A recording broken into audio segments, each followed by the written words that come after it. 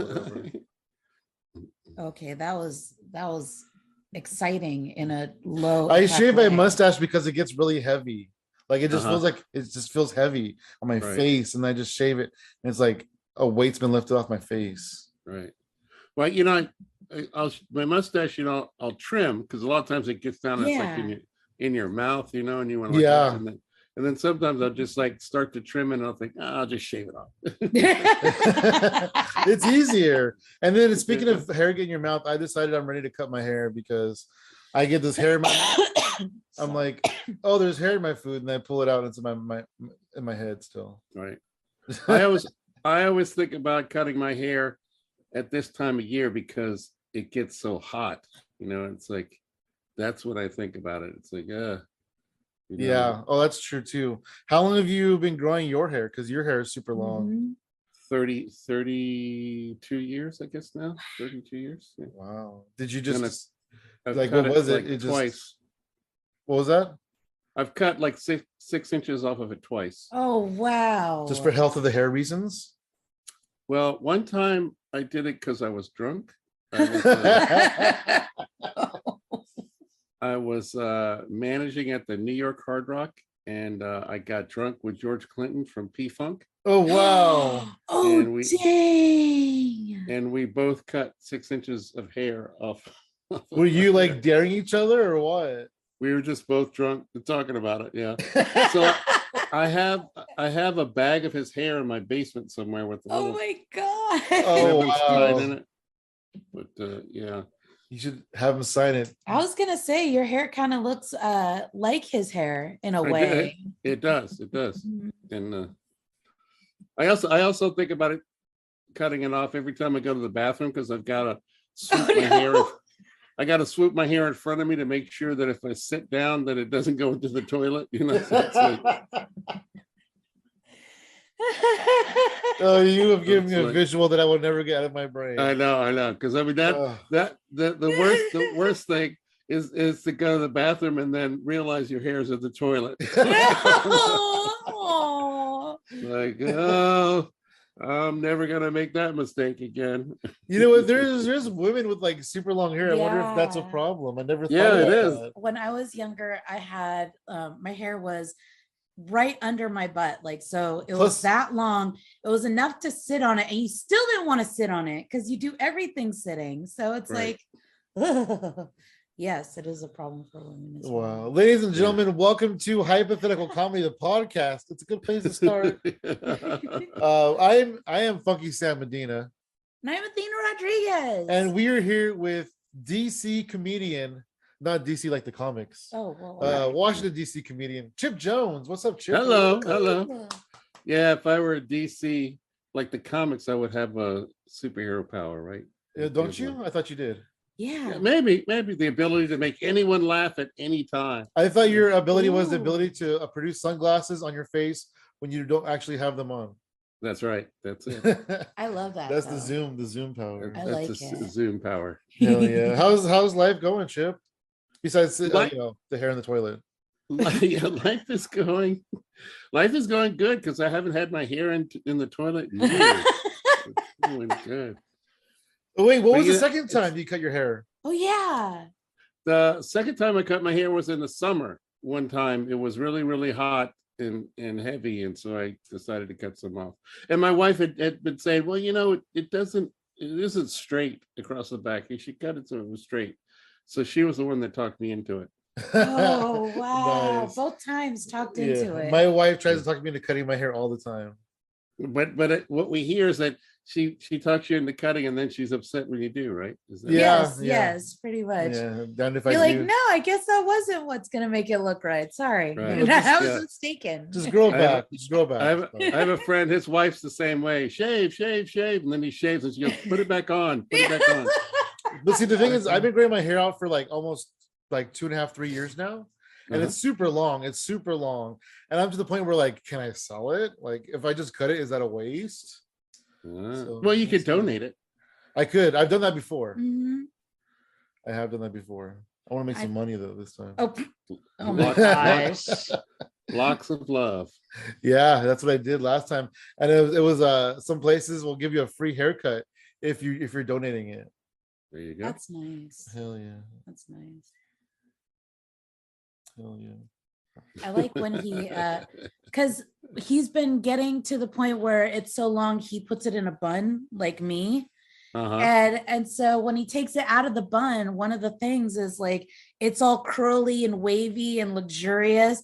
So he'll take his hair down and then he's like this because it's all fluffy and beautiful. And I'm just like, just shut up. Like a shampoo commercial.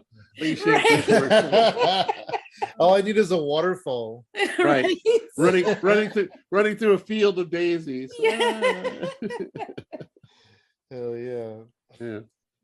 So what's new in the world of Chipp Jones? Yeah. What's new? Started to make that transition like most comedians, dipping my toe and doing live shows and then still doing some Zoom. Because it seems like, the way the variant's going, we may be going a little bit back more on Zoom. Yeah. I don't think Zoom's ever going to go away. I mean, everyone likes it. But it does feel like it is getting like scary again a little bit. Yeah, because I mean we've had here shows where suddenly someone tests positive and then everybody's like, oh, I was on a show with that person or I did an open mic with that person, and everybody gets freaked out. So that's and then it's funny here because like San Francisco, for example, you can do 2-3 mics a night. And so, like I did 3 mics for the last 3 nights and then I tested positive for COVID. And there's so many people that you've interacted with at those 3 mics if you did only one night. So yeah, it's crazy. It really is. But yeah, we'll see. In my radio show, I do a radio show each week. We still have not gone back in studio. So we're still the two of the guys that I host the show with, we're still doing it from home. So we haven't seen each other in person for almost 3 years now. Oh dang. It's like that's crazy. How did you get into radio hosting? My wife is a radio producer. And she used to produce NPR's talk show called Talk of the Nation. She was the executive producer. Wow. And she left that to come to Pacifica, which was the original community radio, our local affiliate, WPFW here. And they had a show on Fridays called Community Watch and Comment, which is basically sort of an open mic, open mic show for people to call in. And it usually is news oriented. People are talking about, what's the issues of the day.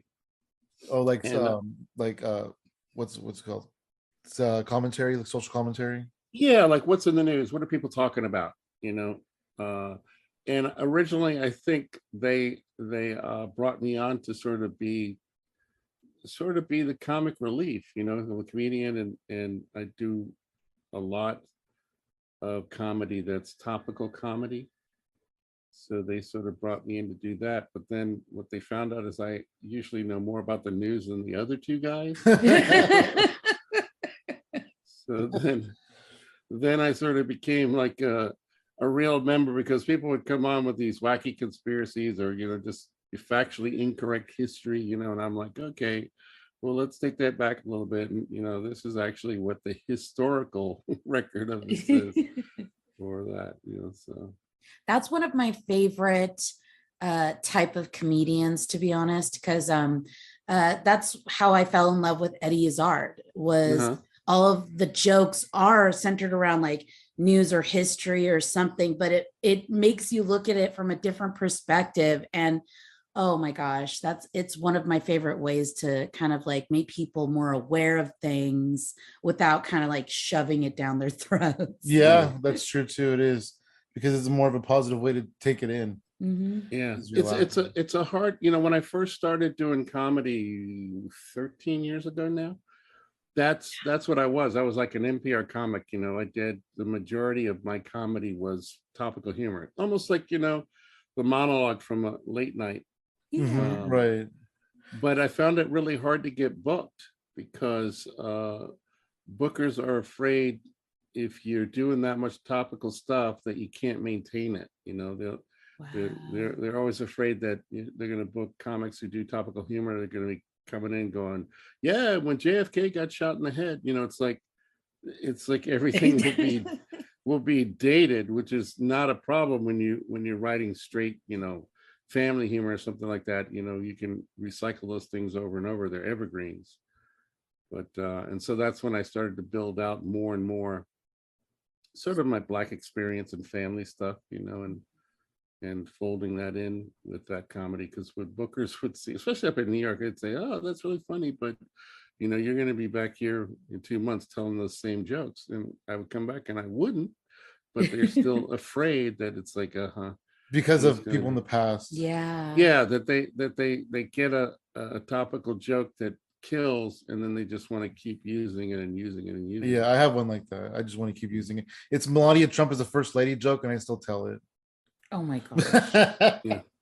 Well, I have, because one of the things too is I had this topical bit, which I'm sure you guys have seen, about which I call slavery cards, which is about my fear.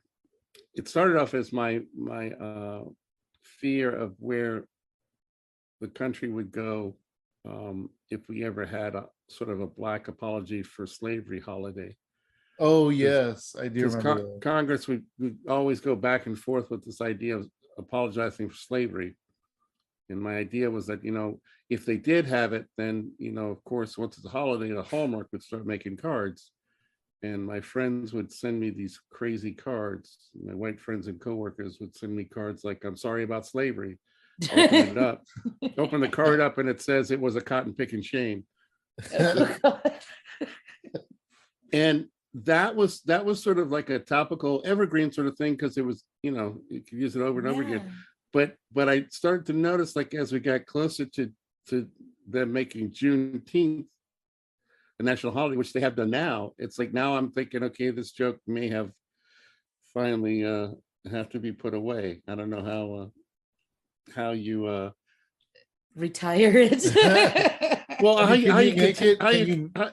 can you make it into like a Juneteenth joke, or do you think that's like kind of too far? Well, what I'm thinking is that the problem is, now that we've actually hit a holiday that's like that, right? Either the cards are real or the cards aren't real. Before I could use that premise, because it's like, this is what I think is going to happen once it happens. Oh yeah. Now that it's actually happened, it's like either I've got to find that they actually do have the cards, which I doubt they do, but or something else. I'll have to seek out and see. You can say that you submit ideas to Hallmark. That's right. Something like that, right? Well, you could put the spin you could try on it is, how like a lot of corporations get all like money hungry around Pride, and they put out the rainbow and Pride merchandise and stuff for people to buy. Like the same thing happened with the Juneteenth thing. I think they had some ice cream company tried to put Juneteenth flavor, and then it was trademark it. It was actually Walmart. Oh my god! Store brand, yeah. Walmart. I did a joke about that. The Walmart store. Oh yes, brand. yes. Yeah. Oh my gosh. Yeah. So yeah, I think you could use the card thing and kind of like say it that way. Oh my. I brought you coffee, but I just spilled Thanks, honey. Oh no, I spilled it too. So Chip, it's funny how you say that, because Bill Burr was talking about how he kind of was it Bill Burr? Yeah, that he was telling jokes and he was kind of like a good, okay comic. But then once he started talking about his family and his experiences, his whole career just changed. Yeah, because there's funny, everyone in their mind thinks, oh, I'm going to be a comedian. I'm going to be an observational comedian like Seinfeld. But it's a really hard niche. Yeah. And most comedians start out telling jokes outside of themselves. But what really connects audiences is the personal, because then they actually feel a connection to the comedian himself and not just the material. So once you turn that lens on yourself, then you're not only getting the funny, but you're also getting the intimate connection with your audience, Yeah, totally. That makes sense. Yeah. Oh, go ahead. I was gonna say, and that's something that we have learned as an audience. Because I mean, back in the day, you know, in the heyday of comedy in the 40s and 50s, you know, the big comedians, you know, Milton Berle, all those guys, they were doing jokes, take my wife, please, you know, or something like that. And it wasn't so much about the personal, but as we progressed, you know, through the 70s, the focus changed on looking at the comedian and the comedian themselves. Because, you know, like people talk about Abbott and Costello, you know, their quintessential joke is the who's on first joke. Yeah. But that joke was written probably 30, 40 years before them. I mean, that was that was like a Borscht Belt common joke, you know?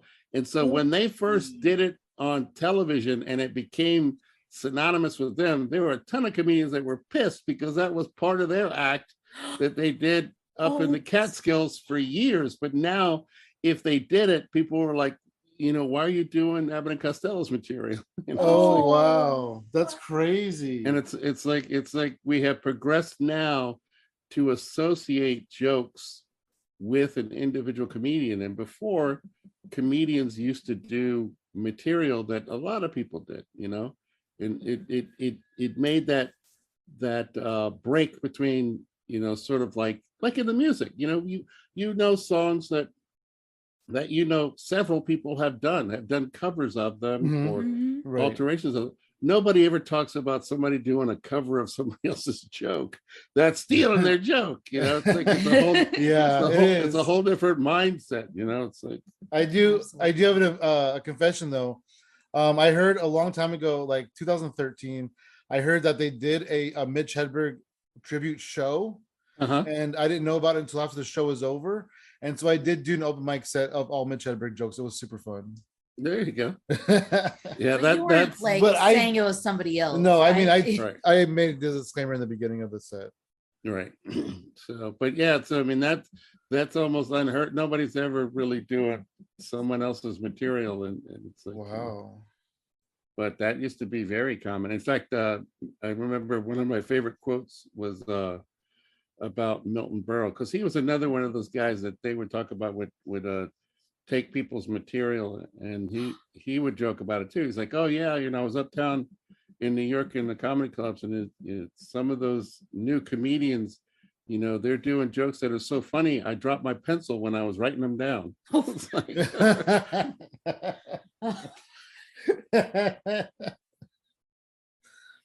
That's low. That's great. Like that scene in Miss Maisel where she's in the comedy club and she's writing something down, and this comment's like, what the fuck are you doing? You're writing down my set? Yeah, this is kind of like that because we didn't have tape recorders back in those days. Oh, that's right. Yeah. Did you find a sort of a fulfillment, like a difference in fulfillment when you changed the comedy to being more about your life? In a way, it was a little bit harder because you got to do more soul searching, and what makes those jokes work is that they got to be brutally honest. You know, it's like you got to actually do some of that me work so that you can you can figure out, number one, you can resolve any of the issues that you have with this event, and then to make it funny, you know, because it's soul searching. I mean, I went for almost 2.5 years not doing comedy because my mother and my sister both got colon cancer, and then they both died within 3 months of each other in 2018. So it took me a while to get through how I felt about their deaths and my history with them before I could actually do any jokes about them. So it's a harder task, I think, you know, when you're doing jokes about real life, you know. it's much easier to poke fun at something that's outside of you. And Yeah, that's why I think that's that's true. why so it's easier to do, a nighttime monologue when you're talking about, what Trump's doing or what Biden's doing than actually talk about, your history, your failings, Yeah, your fears. feels basically. Yeah. Yeah. Because I mean, really the stuff that's the funniest is the stuff that you fail at. It's like nobody's up there really telling jokes about, yeah, let me tell you a joke about the time I came in first in college. It's like, We tell you a joke about the time I won the lottery. right. Yeah. Tell me the joke about the time you got a date with a girl you always wanted and you showed up and then she no showed on you, and it's like, that's the humor we want to hear about, your Exactly. failings, Tell us about that pain. Yeah, tell us about the pain. That's true. You mentioned your sister and your mother, but I remember a while back that you had shared a lot of your sister's accomplishments, and she seemed like a pretty damn awesome, amazing person. Like the stuff that she accomplished was amazing. She is. I mean, and I tell people that's one of the reasons that fuels my comedy is that once I started talking about my family and stuff, I realized in my family, generally when I'm introduced either as Sue Goodwin's husband, Jackie Jones's brother, or Chris Jones's father. It's like, yeah, we should. Hey, can we redo the intro, Chip? I'm always, yeah. I am always second on the list. It's always second on the list. And my day job, I do computer consulting, and so a lot of times, my clients will be like, "Oh God, you must be the smartest guy in the room," and I said, "Yeah, as long as my wife is not in the same room." It's like, I feel that, Chip. I feel it. People when we're out on the scene with the comedians, they don't greet me really. This is how they greet me. This is their hello. Hey, where's Sam? that's it. That's it. That's the greeting. Mm-hmm. Right here. That's right. I'm somewhere. Here, I brought Sam some food. Oh, you want something? Yeah. He's not here. I'll just throw it away. That's right. That's it. I'm in the category of also ran. Yes. Also ran. Oh my gosh. But yeah, I mean, it's like, but when you think about it, I think at the core of every really good comedian is somebody who has failed. It's like that's we're the ones that have had to figure a way to turn those losses into wins. Mm-hmm. So and we can help people with laughs. Yeah, right. Absolutely. Yeah. So Chip, you've been doing comedy. You mentioned you've been comedy for about 13 years. At what point did you decide comedy was something for you? Yeah. Well, interestingly enough, my wife is the reason that I do stand-up. Oh, nice. 13 years ago, my wife started having these things called olfactory hallucinations. She would smell something that wasn't there.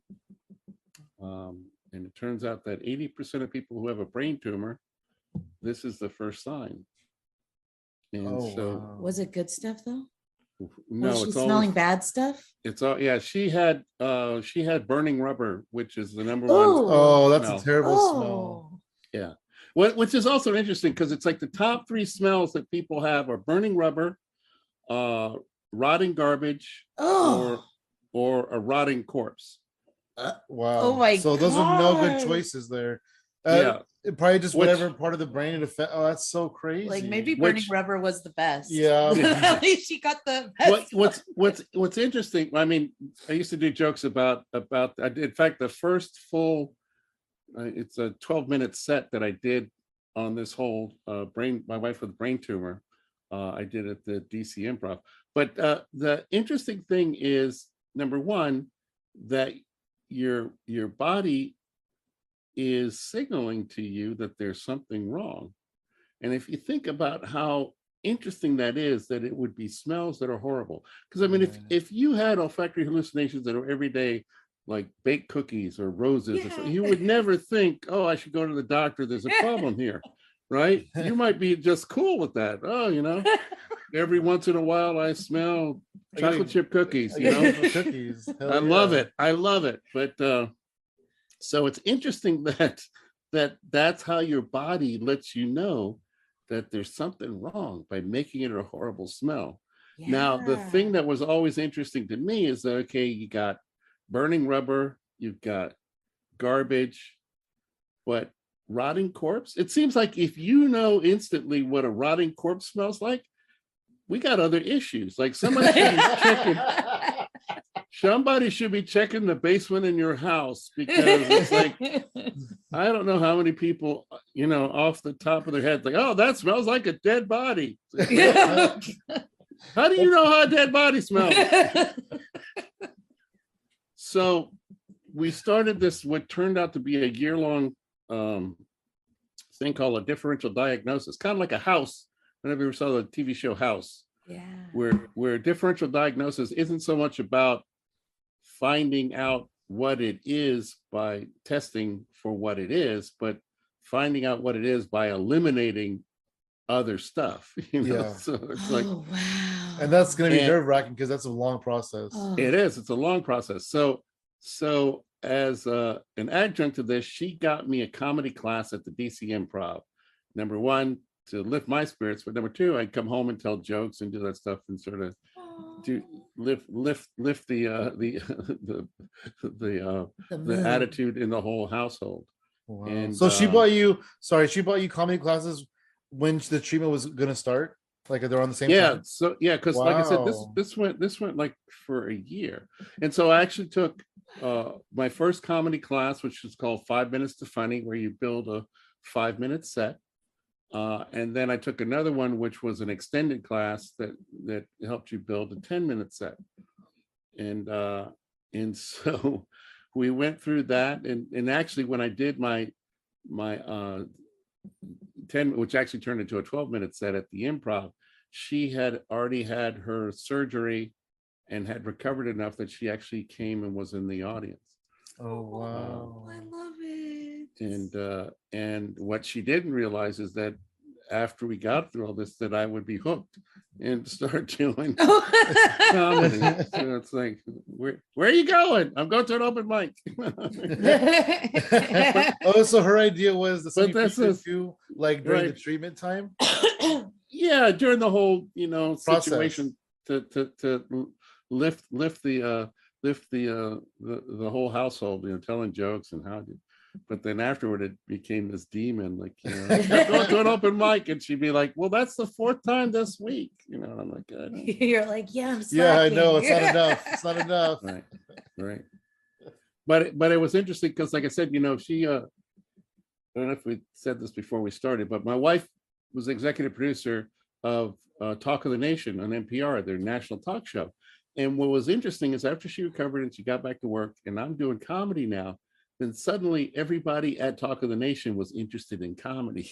So they started doing these comedy shows. And I told them, I said, well, if you're going to have a comedian on, you should actually do it in, they have a couple small studio. In fact, they do tiny desk concerts with bands now in these small studios where people can come in and actually watch and record. I said, you should do the interviews in these small studios because comedians are always going to perform better in front of an audience. Mm-hmm. So then I would get to invite all the people that were open micers with me at that time. So we got to meet Charlie Murphy, who I became friends with. Nice. Russell Peters was a person that we had there. Penn Jillette of Penn and Teller. Wow. Wanda Sykes. Just a whole bunch of people that I got to meet because they got interested in comedy at Talk of the Nation. That's amazing. That's incredible. I love it. Wow. That is so, oh wow. I bet like within your whole like comedy wingspan, because your life is just crazy story after crazy story. But I'm pretty sure that your comedy lifespan so far, you've had so many like amazing experiences. Oh Do yeah. you have any like super top favorites? I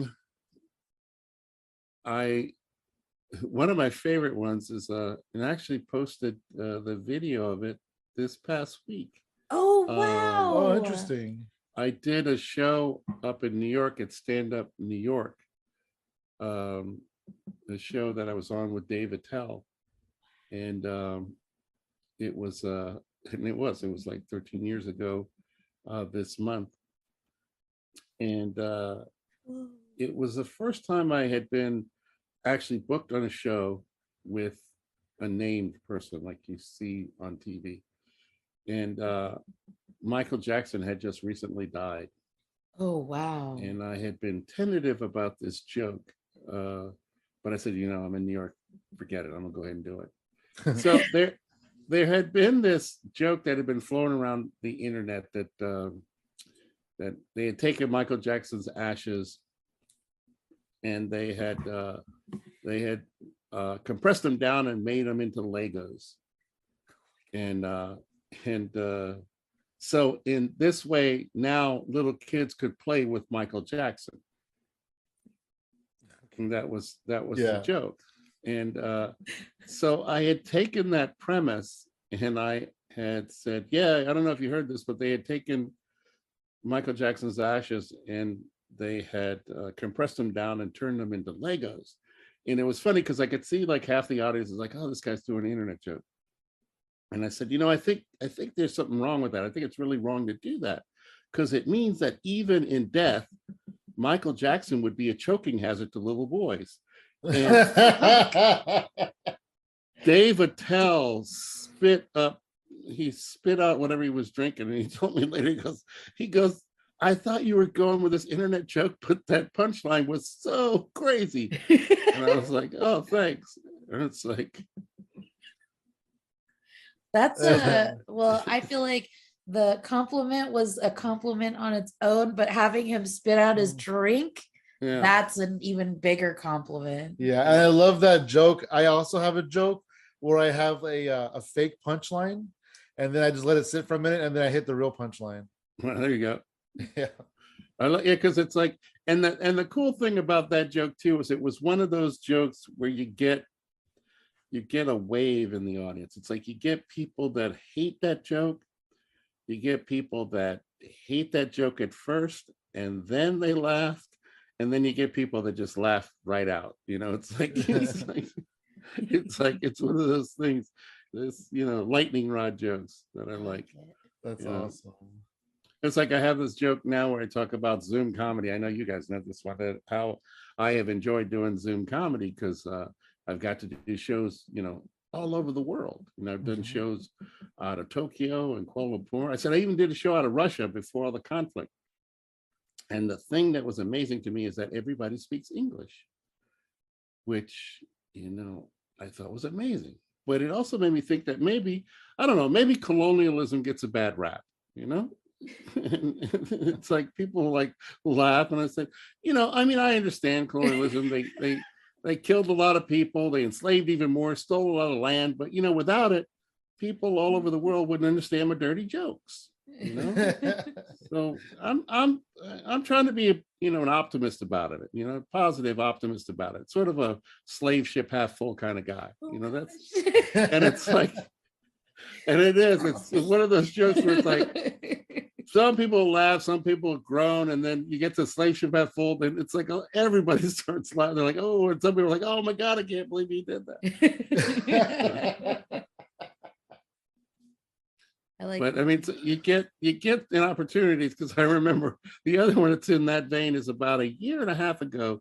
There was a story because I still do topical humor. There was a story of this Black kid who had been selling his white middle school classmates an N-word card. because there's something about white people that want to use the N-word. And so he was trying to make money to buy a PS5. So he was selling these kids an N-word card. And I said, the gig was up when the first white kid came home with a black eye. It's like, and so his parents made him give back, or made him take the $1,000 that he had made selling these N-word cards and give it to Black Lives Matter. Wow. And, that's good. And some people think that's good. Some think we're sad. They're like, the poor kid. And I'm like, I'm not worried about this kid because obviously he is smart and he's a go-getter. Here's a kid who took nigger and made nigger aid, if you know what I mean. He took something bad. That kid though, he's an entrepreneur. Yeah. He sold something that didn't actually exist. Right. So he'll be okay. He'll find his way.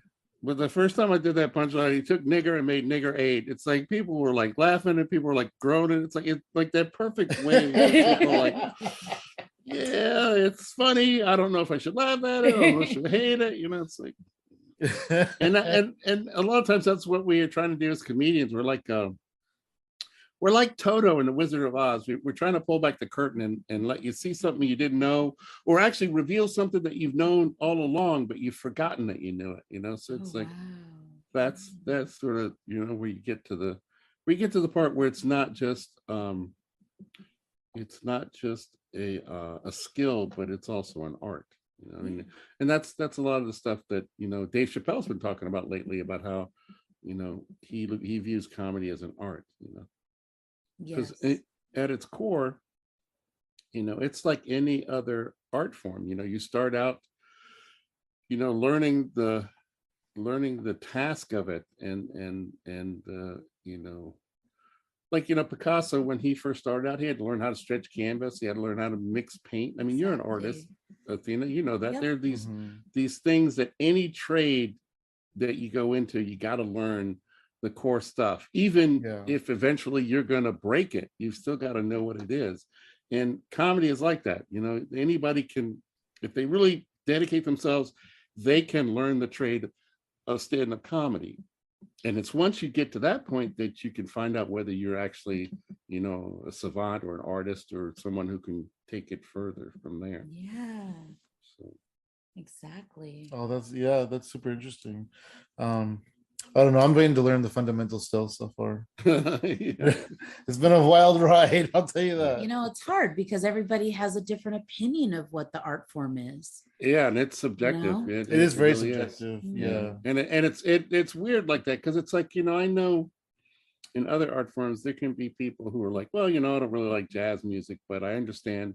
And I can appreciate the fact that Miles Davis, great musician, I don't like the music he does, but I can respect his skills. But no one ever says, oh, I really like the way the guy constructs his jokes, but I don't like his jokes. They just hate you. It's just like that. Yeah, because the jazz example you said, like, I don't like Miles Davis, but I also don't dislike Miles Davis. You know what I mean? Like if I'm at your house and you put it on, I'll listen to it. It's cool, whatever. But I'm not gonna seek it out myself. Right. But like I said, it's a weird art form because it's so much of the stuff people can say, I don't like cubism, or I don't like impressionists, but they can still appreciate the art of it. But that doesn't happen with comedy. It's like people either hate the comedian or it's like, and it's personal. It's like, I hate that guy as a comedian. I hate his Well, there's some people that are just jerks. Nobody goes, well, I hate his jokes, but he puts them together really well. He's got really good premises and punches. I just hate the stuff. It's like nobody does that. But he's a really cool dude. Yeah, nobody does that. So I hate his jokes, but he bought me a beer at the show last week. So yeah, he's a pretty nice guy. He's a pretty nice guy. Pretty nice guy. He's a nice guy. Oh man. So Chipp, are you a musician also? I could just play got that look on the fringe. Well, I here's my story. My story is that I actually went to college to be a mechanical engineer. I started Oh wow. I started out in high school thinking I was going to be a doctor like my dad. My dad's a surgeon. Oh And so wow. and I excel in the maths and sciences. And so I decided that I didn't want to spend 8 years becoming a doctor and I would become an engineer. And I got to my last semester of college and I'm looking at all these people around me and I'm like, oh man, I don't want to be an engineer. These guys are not fun to hang out with. Break the mold, Chip. You could do it. You could be the funny guy. You would be the only funny one. So I've got about 16 credit hours to get my mechanical engineering degree. I dropped out. Wow. And I started doing different stuff. Like, my sister was a poet and a documentary filmmaker, and I started doing video production stuff, doing lighting and grip work. And then I got into band management because my best friend from 7th grade to now, his stepfather is Eddie Floyd, who wrote "Knock on Wood." That song. Wow. And he was a VP at Stax, and so I managed his band and got into sort of band production. And then with them, I got to also use some of my my computer skills, because at that time they were running sequenced keyboard music with a drum machine, and I had a IBM precursor to a laptop. It was called the IBM Portable PC, which was about the size of a suitcase and it weighed 60 pounds. Dang. And so I would it would be chained to the keyboards and the drum machine, and I would load in parts that would play while they played live, bass drums and all that stuff. Did they say we need an engineer and you said I'm almost an engineer? No, they didn't say that. Oh But they knew I had computer skills, because I had gotten interested in computers when I was in high school on the old Apple IIe's when you could do nothing but basic. Yeah. So it has been, my thing is I get interested in a lot of stuff, so I've become sort of a jack of all trades and a master of none. I just keep, something will interest me. Like now, I mean, I've done computer work now for over 20 years, computer consulting work, but it's like it also has deviations. Like right now, I'm sort of the IT go-to for SNCC. I don't know if you ever heard of SNCC, the Student Nonviolent Coordinating Committee. They were sort of the big group in the civil rights movement in the 60s. If you ever heard of Stokely Carmichael or Bob Moses or anyone like that. And they when Martin Luther King did his speech at DC, I Have a Dream, they actually did a speech there as well.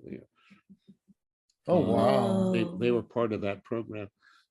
So SNCC brought me on as an IT consultant to help them move their 60th anniversary conference online, because a lot of these people, like 70s and 80s, so they definitely didn't want to meet in public during COVID.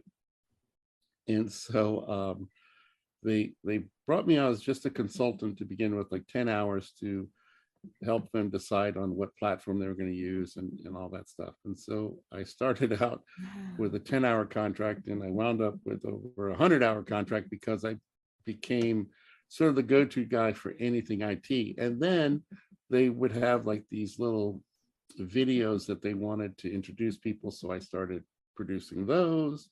And then now I'm on a new project with them where I'm helping to digitize and archive all of their historical stuff. So Wow. That's incredible. I've often gotten into these situations where it's like I start out down one path and then it deviates. And because I've had such a varying background, like one of the people that I had to do an intro video for the conference. Is this group called BYP 100, Black Youth Project, musicians. Now they have this pretty hip song, 5-minute song, but the intros had to be 2 minutes. So we got permission for me to edit one of their music videos, because I had to make it 2 minutes, which I was afraid of, because I mean, it would be like somebody saying, "Okay, Sam, let me take your best joke and I'm going to edit it."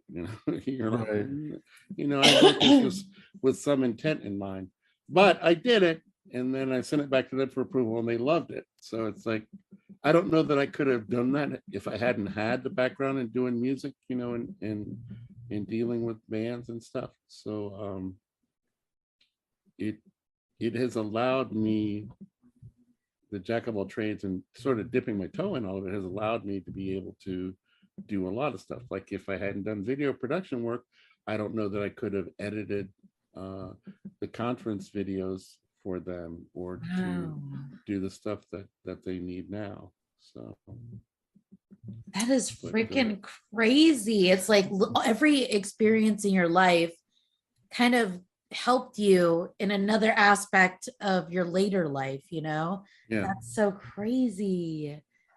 You're like Forrest Gump. You've been in all the major that's it. That's it. all the major events. Yeah. That's it. I feel like that's the feel, that's the vibe. Yeah. I'll be that'll be my new thing. He's the Black Gump. You're gonna be in the background waving. You never know where he's going to show up. That's it. So that, I mean, the one thing I did miss out, I mean, even during the music phase, I never was a drug user. I've never smoked pot. I've never done any of those things. You still got time. In high school, I was sort of a jock guy, so we drank beer. And then by the time I got to college, it was past the peer pressure, and none of my friends really did weed or anything like that. Did you say you never smoked pot? Nope. Wow. And That's so crazy. Do you drink? I did drink, but occasionally, I drank in college, but once I got back, and also, for a while I was for 10 years I was a manager with Hardrock Cafe. So I did nice. that, and actually opened up the Hard Rock in Puerto Rico.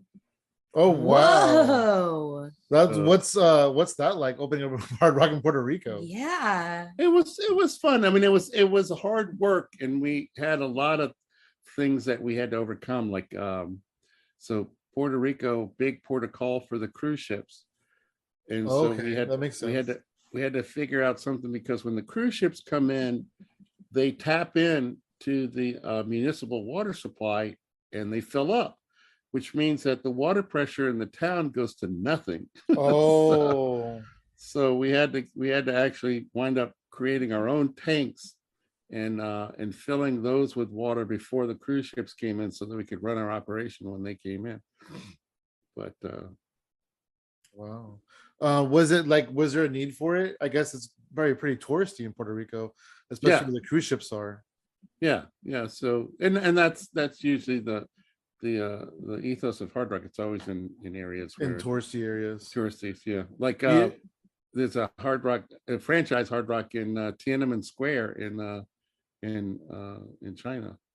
So what people don't realize, when we think of Tiananmen Square, we think of the protest and the guy in front of the tank, but Tiananmen Square is actually a mall, and there's this one billionaire guy who owns every American franchise in Tiananmen Square. So he's got a Hard Rock Cafe, he has a Kentucky Fried Chicken, he has a McDonald's, he used to have a Hula Hands, but I think it's no longer there. And he had one other restaurant, which I can't remember, but it's like, if you bought anything that was an American food concept, you were paying this guy, because he owned all of them. Wow. In that mall. That's crazy. The story you told earlier about George Clinton and cutting your hair and stuff like that. Mm-hmm. You said that was at Hard Rock, right? Yeah, in New York. Have you is that where you were working, Hard Rock, New York? Sometimes we would go up and take over, if the regular management staff was doing an event or something, we would do that. And I spent all managers spend 2 months down in Orlando at the corporate headquarters. And so I actually trained in the old Orlando Hard Rock, which was part of Universal Studios. But they wound up demolishing that one and moving it onto the other side of the park and making it much bigger, because now it has its own amphitheater and everything. Oh wow, that's crazy. Did you get to meet a lot of celebrities and hang out with a lot of cool people working at Hard Rock? Yeah, in fact, I was looking for that picture the other day. My favorite is I have a photo of me with James Brown. Oh wow. When he was at the DC Hard Rock. But we had Bill Clinton played the saxophone there. Were you there for that? Yeah. Wow. Grace Jones. Who else? I mean, wow, we just saw a video with Grace Jones. That's crazy. BB King, Johnny Cash. Trying to think of who else. Big people that I've met through the Hard Rock. I mean, it's just a ton of people. We also used to do these events in New York every year with a charity that Hard Rock is associated with, called Nordhoff Robbins. And this charity helps autistic kids by teaching them how to play music. Oh, and wow. So wonderful. we'd have a fundraiser every year at the Roseland Ballroom in New York. And so, and they would take managers from different Hard Rocks to go up and run it. And the year that I went up to help run it, I met Phoebe Snow, I met Fergie, I met Sting. Who else did I get to meet there? I can't remember, but I mean, it was always fun, Yeah, absolutely. What a wonderful program. Yeah. That's amazing. Yeah, that's my funniest Hard Rock person to meet is this little lady came into the DC Hard Rock and she started to take memorabilia off the wall. Whoa. And so an employee came and got me and said, there's a lady in the bar area who's trying to take some memorabilia off the wall. And so I went over to speak to her and she's like, this should not be here. I want to take this should not be here. And what she was taking off the wall was the original music to Peggy Sue, Buddy Holly's Peggy Sue. And she was frantic. And so I got her to sit down and got her something to drink and talk to her. Turns out she was Buddy Holly's mother. Whoa. Wow. They had donated the music to Hard Rock with the stipulation that it be kept in the Dallas Hard Rock in Texas, where they're from, where Buddy Holly is from. And somehow it had gotten put in the DC Hard Rock. So then I had to call corporate and they had to call lawyer. And so all these lawyers come in and they're talking to her and stuff. And so we wound up having to take it off the wall and promising her that we would send it back down to Dallas. But it's like at first you're like, oh, this crazy old lady. Right. Yeah, like, right. This is Buddy Holly's mom. Did that ever go up in Dallas? Do you know? Yeah, I went back to Dallas. I don't know. I'm pretty sure it did go back up, but did you replace that with something on the wall? Yeah, I think it got replaced with sheet music from the Beatles in that area. Oh, nice. But it's interesting because I'm in talks with this guy who's doing comedy shows at the Hard Rock in DC, because I have not been in the Hard Rock in DC in probably 20 years, since a little bit after I left there. So I'm interested to go back because I'm understanding they did a ton of renovation, and I probably won't even recognize the inside of the place anymore. Everything's moved around, because when I saw pictures of the comedy setup, it's like everything is totally different. So, but I'm hoping to do a show there in the next month or so. And I doubt that I know any of the employees there anymore. Yeah, probably not. There might be like one or two like people that, that have been there for Yeah. 20 years. I just Yeah. want to know how she found out about that thing being up in that one. I mean, maybe somebody saw it and told her. I think I just think that she actually just came in because there were other people that were looking for her, and they came over and were talking to her as well. I think they were just in town. Whoa. She just happened to see that. It's like, why is that here? And she was ready to take it back if he didn't go to DC or to Dallas. Hey. That's crazy. But one of the funniest things when we so I guess you guys have been in Hard Rock, so it's just, memorabilia. So one of the things is we had a whole collection of signed guitars all around the Hard Rock, and this cleaning company were vying to to take over cleaning our operation. And we came in the next morning, and it's like, yeah, the place is clean. It did a really good job, but something just seems off. We just can't figure out what it is. And then later, one of the managers goes, I figured out what's wrong. He goes, look at the guitars. They're no longer signed. So the cleaning company Oh wow.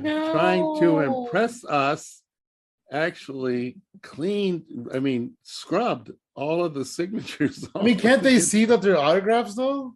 That, to be honest with you, I think most of them are El Salvadorian. I mean, they're they don't they really understand American tradition. They're English as second language, and they probably are fairly new to the country. Somebody graffitied all over this place. Right.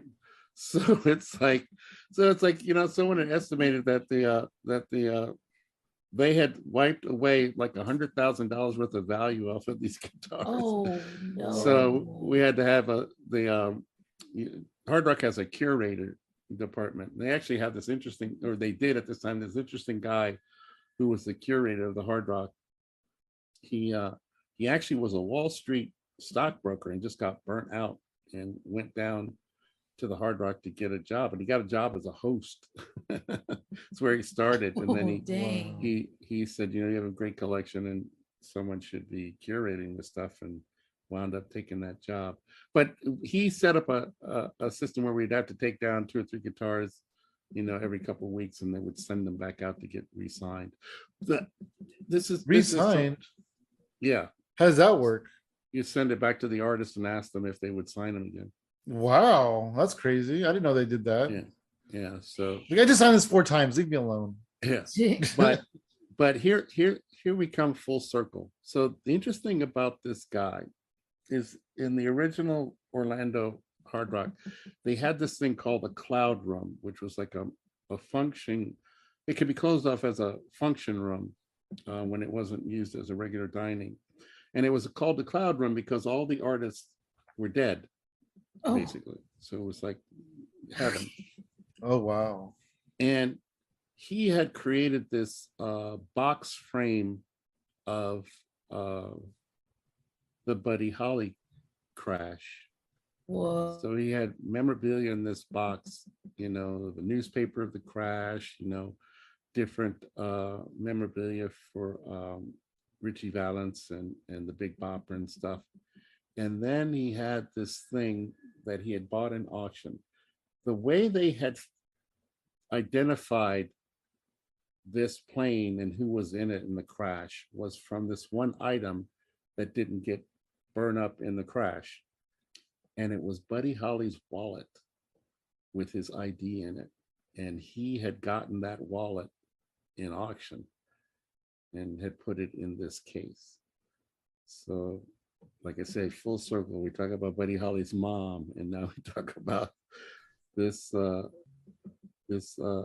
piece of memorabilia. That the only way they could identify that crash was from Buddy Holly's wallet and his ID. Wow, that's crazy.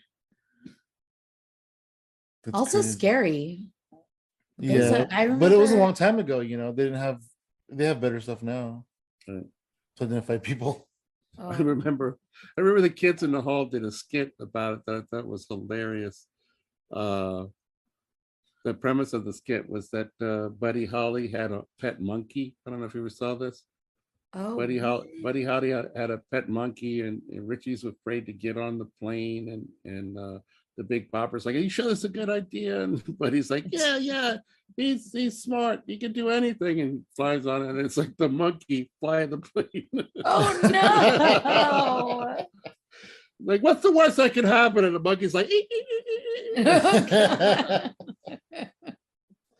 it's like the true story of what happened to Buddy Holly, the Big Bopper. Oh Richie my Valens. gosh. True story. Wow. Oh my goodness! Wow, Chip, that's so funny. That you've lived such a incredible life. I mean, you've seen it all, really. Yeah. You've seen so many experiences, so many things. Do you have any like favorite places in comedy that you performed? I mean, the one that's hits me the most. I did the music box in the Borgata Hotel Casino in New Jersey, which is to date still the biggest venue I've done. It's 1,000 seats, Wow. which is, I mean, just to be on a stage like that and look up and just see that. I should say it's 1,000 seats, but there was only like 895. I mean, That's still, still quite a that's few. because pretty. So a went to couple the- rows in the back are empty. Right. I went to the box office to ask him, yeah, what was the crowd? What was the crowd? He said, well, we were almost sold out, but not quite. And you know what was cool about that stage too? And I don't know if there are other professional stages, because most of the time in comedy clubs, we're on small stages and small rooms, 300, Yeah. something like this. And I imagine maybe in Vegas they do this, but at the front of the stage, there's a clock. So it's like when you come on stage, the clock comes up and it tells you, you got 15 minutes and it counts down. So you constantly know where you are at as far as time, which I thought was amazing. I was like, Yeah. that's great. That is Wow. This amazing. is great. Because, I mean, with the whole production and stuff in a room that large, if somebody's trying to light you from the back, you would never know. But you actually have a clock. And I thought, this is great. They recently renovated the San Jose Improv, and Mhm. typically how a comedy club is, like they have the floor and they have the balcony. Mhm. So where the balcony is, like the rail, like right below the rail, like I guess the floor, I don't know what it's called. There's a digital clock right there, and Oh, that's that's counting down nice. too. So you can see it That's from the nice. stage. I can't, because I can't see shit, but Right. typically you can see it from stage, which is pretty cool. That show too also marks one of the people that I really loved that I met was Joey Cola. Joey Cola. Yeah, so a lot of people don't know his name offhand, but he's well known up the East Coast. He originally was a touring comic, and then he became the house opening comedian for Ellen DeGeneres. So he was the guy who did comedy to warm up Ellen DeGeneres' show, and he's also done warm up for other shows, particularly that are shot in New York. But yeah, funny guy, and he is that quintessential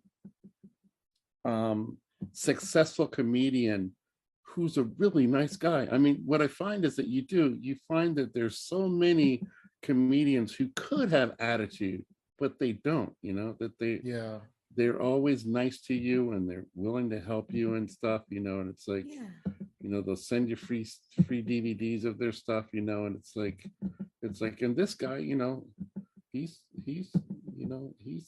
a guy making probably 300-400 grand just doing comedy a year.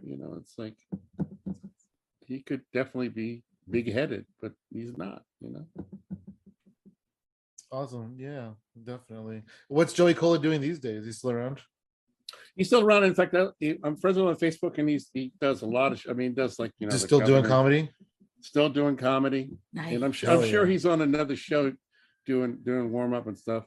For Ellen's like, somebody. we need a warm up for my my talk show. Get Uh-huh. Joey Cola on the phone. Yeah, so That's awesome. Mhm, mhm. Do you have anything coming up? Any projects you're working on? Anything like that? No real projects. I don't know where this is going out because I'm doing a show. Actually, I'm doing two shows Wednesday. I'm doing one online with Danny Dutchy. I'm doing Oh, nice. Yeah, of he's his awesome. shows. We know him locally. He's one of our Yeah. local guys. Right. So I'm doing one of his online shows, and then I'm going up first on that one because I've got to pop out as soon as I finish his show, and I'm doing a live show in Silver Spring, Maryland. So going back to back, Zoom to live. Wow, that's awesome. Well, this definitely won't be up by then, but I hope you had a good time. Yeah. I did have a good time. That's good. I'm a comedian. How could it not be fun if I'm talking about myself? That's what we do, right? No, I meant out the shows because they didn't happen yet. Okay. I mean, they've already happened by the time people hear this. That's right. That's it. It's I'll be like, oh, that's what he was mad about. Before we wrap up, do you want to go ahead and plug some social media? Sure. I usually have it on my screen. I don't know, but we're doing This audio. This audio. Okay. Yeah. So you're missing this. I've got a lovely backdrop of two cowboys and a sun, and then my social media listed at the top with my Instagram is Chipp Chipp Jones Jones, and then my Facebook and Twitter are at Chipp ChIPPJ, and you can. He said PP. PP. PP. I love that. And we are at Hypothetical Comedy on Instagram. And then I am at Funky Sam Medina. You have to finish it. Go ahead. Well, all right. And I'm at She Shines for You on Instagram and Twitter, and Athena Rodriguez Comedy on Facebook. Across the board. Across the board. Is that what you're waiting for me to say? Yes, I was waiting for it. She complains every week that I say across the board, and then when I don't say it, she complains about that. He's That's it. You're damned if you do, you're damned if you don't. Welcome to being married. Shave your beard. Put it back on. Well, thank you very much, Chip. It was really fun to talk to you. Hey, thank you for having me, guys. It's always Thank you fun. so much. That was great.